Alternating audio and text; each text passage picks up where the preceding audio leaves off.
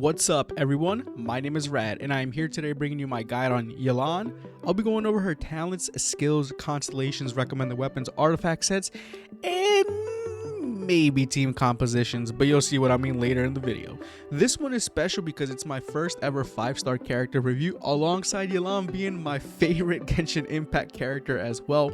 I'm going to make all of my character guides as concise as possible, so we're looking at hopefully under 10 minutes for each one, but some might just be a tad bit over the mark.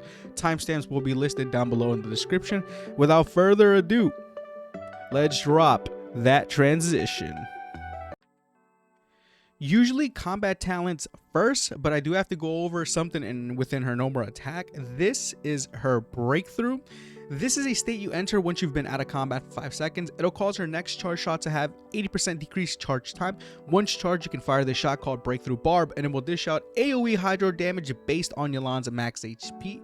Moving on to elemental skill, Lingering Lifeline. You essentially enter an enhanced state in which you sprint and mark targets as you do.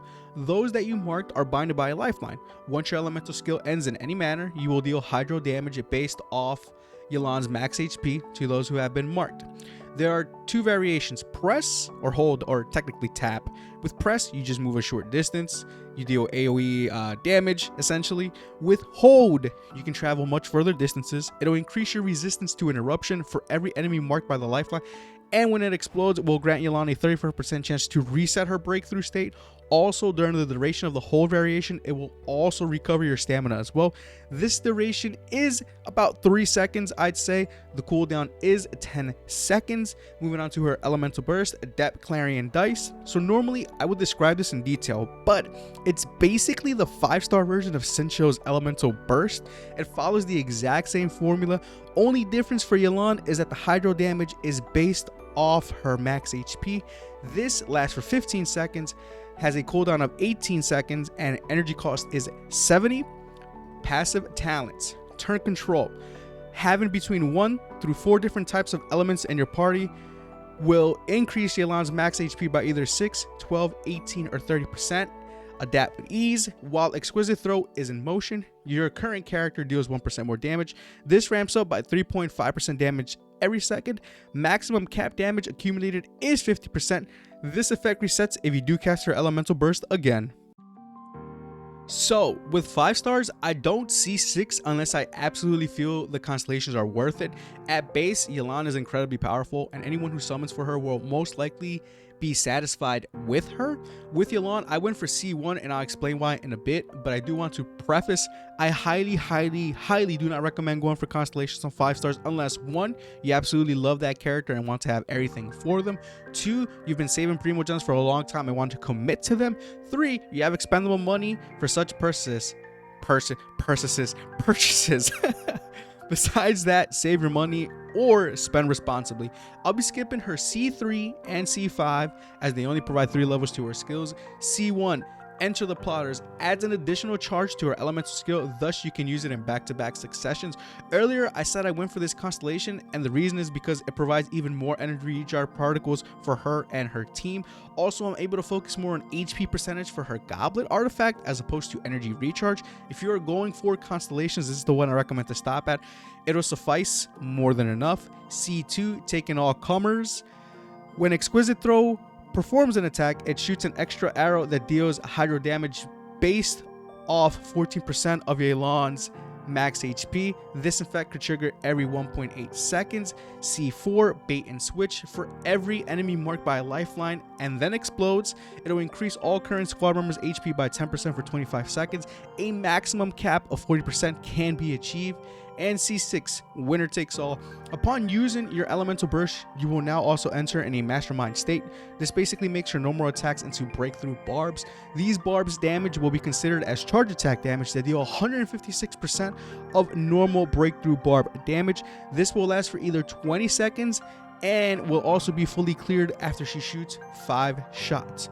I know this constellation really ramps up her damage to insane levels. While it is super good, it is the final constellation, and it will be costly. Moving on to weapons. The great thing about Yelan is that she has a lot of flexibility when it comes to weapons, in my opinion. For 4 stars, I recommend Aqua Simulacra. Provides insane crit damage. Second half of passive provides damage boost even off field, but you got to keep the passive active as possible. Would only recommend if you can get high crit rate passively through artifact minor affixes. Elegy of the End provides great energy recharge, and its passive provides extra elemental mastery and attack bonuses for her and other units within your party. Polar Star provides insane crit rate, passive increases elemental burst and skill while also increasing attack percentage through a stack system. Lastly, Hunter's Path provides ridiculous crit rate. Part of the passive also increases all elemental damage. For 4 stars, I would recommend Favonius Warbow. Provides insane energy recharge, and its passive has a chance to provide an elemental orb upon a crit hit.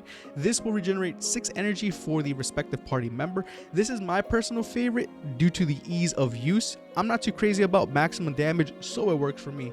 Next up, Sacrificial Bow provides good energy recharge, and passive makes it so that once an enemy is struck by an elemental skill, it has the chance to reset its own cooldown. Up next, Stringless. Passive increases elemental skill and burst damage. And then also Moon's Moon provides good attack. Passive also increases elemental burst damage based upon the maximum energy total combined within the squad. There are some more, but those are the ones I personally recommend. Remember, whatever it is you have available, just use that until you get a better upgrade down the future.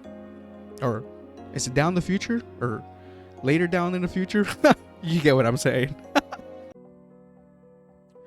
Artifacts. Yelan is a bit energy dependent, I would say so. The main artifact set I recommend to go for is a 4-piece Emblem of Severed Fate. This will provide a flat 20% energy recharge. Also, it'll increase her elemental burst damage by 25% of her energy recharge. A maximum of 75% bonus damage can be achieved. Also, good old reliable, Noblesse Oblige. This increases her elemental burst damage by an extra 20%. Upon using her elemental burst, it also provides a 20% attack boost to all party members in your group. This is a flat 20% for everyone, hence not 20% per character in your group, hence it does not stack. I said hence like 20 million times. Those are 4-piece sets though, so they may be a bit more challenging or time consuming to get a hold of. So I will also recommend any combination of 2 pieces of Emblem of Severed Fate, Heart of Depth, Noblesse Oblige, or Tenacity of Millelith. You'll still get great results while also being able to mix and match more easier. These combinations also make things a bit more accessible as well. Main affixes to look out for are energy recharge on the Sands of Aeon, or HP percentage if you have Constellation 1, hydro damage on the Goblet of Eonatham, and crit rate or crit damage on the Circle of Logos. Minor affixes to look for are energy recharge, crit rate, crit damage, or attack percentage. Also, aim for a 1 to 2 crit rate, crit damage ratio if possible. Example, if you have 50% crit rate, then aim for 100% crit damage. Team compositions. I would just be real honest here because I feel that Yelan also falls under the same category as Bennett, but Yelan is pretty much a universal slotting character for any team. I can go over a multitude of team combinations for her, but she basically excels in all teams. Trust me when I say this, she will not disappoint. Final thoughts. My beloved Yelan. How I absolutely just love every single thing about her. Oh wait, this is the thoughts part, Rad, not a love letter to her. True, dude. So yeah, Yelan, absolute beast of a 5-star. One of the best units in Genshin Impact history in my opinion. Brings so much to a team on top of her remarkable flexibility. Powerful at base with no constellations and does wonders with multiple weapons. If you summon for a Yelan, she'll be a staple in your team. Her investment is worth it now, tomorrow, next month, Genshin Impact 2. You get my point. First 5-star guide in the books. Super glad and thankful it was on my favorite character, Yelan. But thanks to those who watch this throughout. If you enjoyed or disliked today's video, you can either drop me a like or a dislike. I'm always open to constructive criticism. Also, if you'd like, press that subscribe button to keep up to date with future content. Would appreciate that. Anywho, I'm Rad. You're all awesome. See you later.